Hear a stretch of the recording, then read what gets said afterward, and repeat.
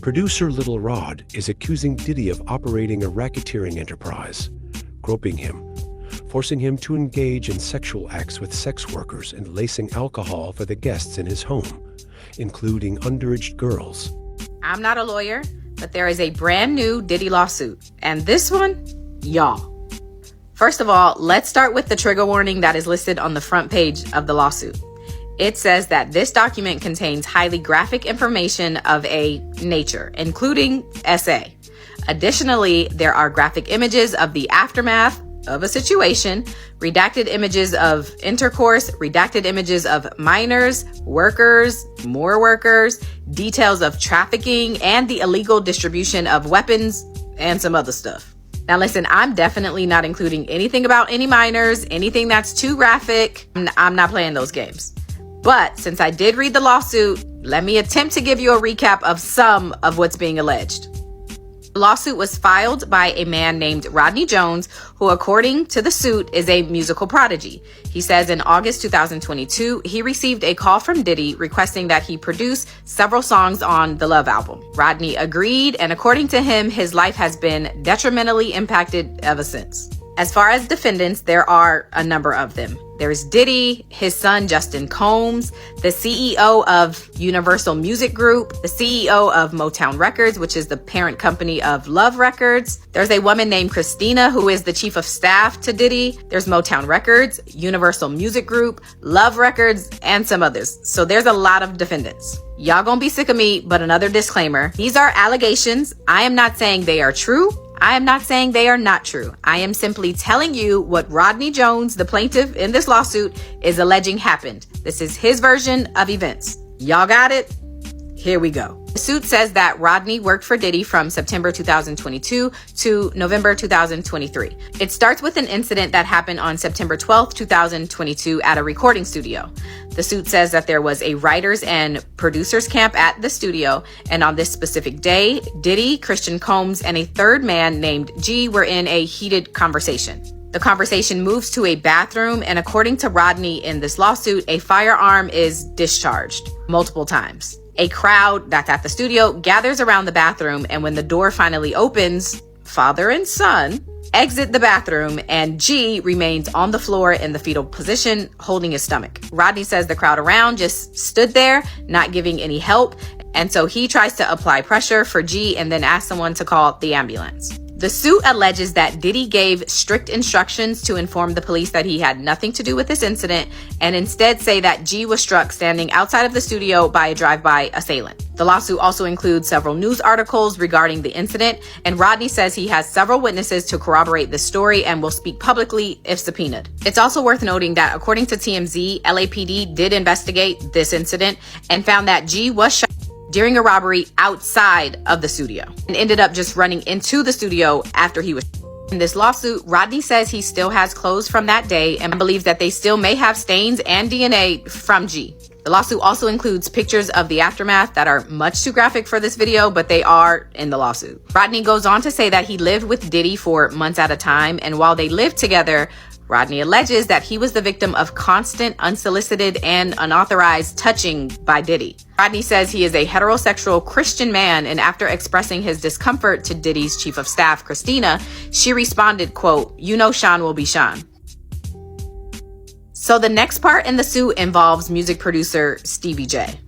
Rodney says that he looked up and idolized Stevie J, and Diddy used that plus his access to Stevie J to entice Rodney. According to the lawsuit, Rodney says that Diddy shared a video of Stevie J doing some stuff and told Rodney, quote, "This is normal practice in the music industry. Look, even Stevie J is doing it." There are pictures included of what the suit alleges Stevie J is doing. And the suit goes on to say that Diddy told Rodney that he himself, Diddy, had engaged in a situation with a rapper, redacted, a singer, redacted, and Stevie J. The next situation detailed in the lawsuit is from Thanksgiving 2022.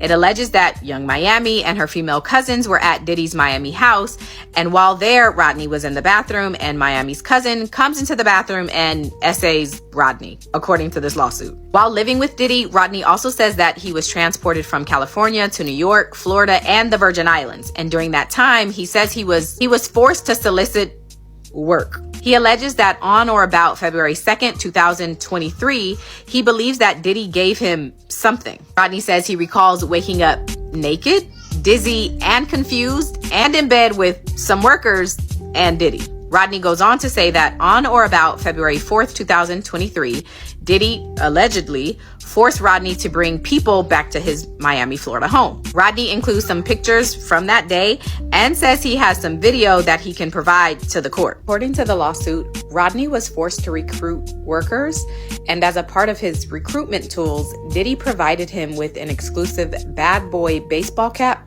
and required him to wear it to booby trap on the river, this place, as a signal to any worker that he approached that Diddy was in town and had sent Rodney there to recruit them. Apparently, according to this lawsuit, these workers were accustomed to servicing Diddy and would know that he's in town by the sight of the bad boy baseball cap. The lawsuit then includes Instagram profiles of two of the workers that Diddy allegedly required Rodney to solicit and engage with at his home in Miami. In this suit, Rodney says that Diddy used his power and influence to intimidate and force Rodney into soliciting and sleeping with women. He includes the phone number of a worker that he says Diddy required him to solicit and perform acts with at his home. Rodney claims that Diddy used many tactics to maintain dominion and control over him, like promising him a Grammy for Producer of the Year for the Love album. Rodney says Diddy offered him $250,000 to purchase all of the instruments that he wanted. He says that Diddy promised him ownership of his $20 million property, One Star Island in Florida, and he promised him access to record label executives. But Rodney goes on to say that sometimes Diddy would switch it up. He would go from promising Rodney the world to threatening him with physical harm, including threatening him to eat his face, allegedly. Suit then details a listening party from July 2nd, 2023, in which an R&B artist, that's redacted, Justin Combs, some workers, and some folks who shouldn't have been there were all there. Rodney alleges that the listening party event began at 7 p.m. and upon information and belief, he says the alcohol was laced. Then Cuba Gooding Jr. is mentioned.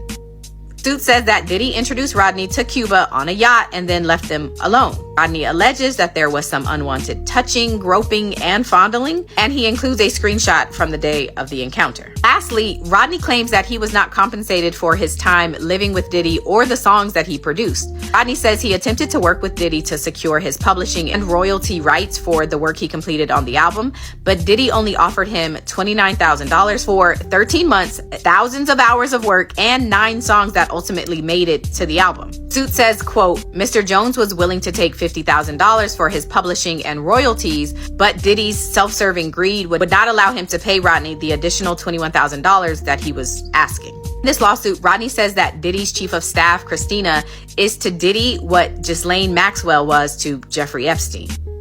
He goes so far as to say that the whole operation is a RICO enterprise. Ciao! Okay, I've recapped enough. Y'all get the point.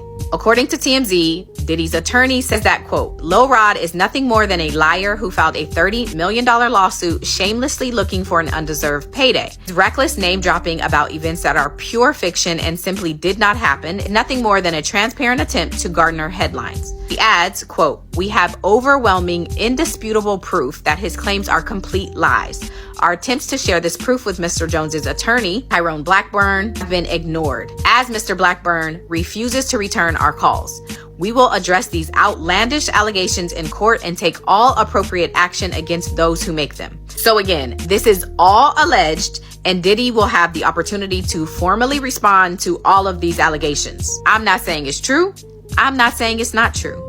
But if you want to see the full lawsuit, that includes hints at who the redacted names are, as well as pictures and video, you can join my Patreon because I posted the full lawsuit in there. I'm done. Because P. Diddy be wanting the body. And you gotta tell him no. You got to tell him no. I did.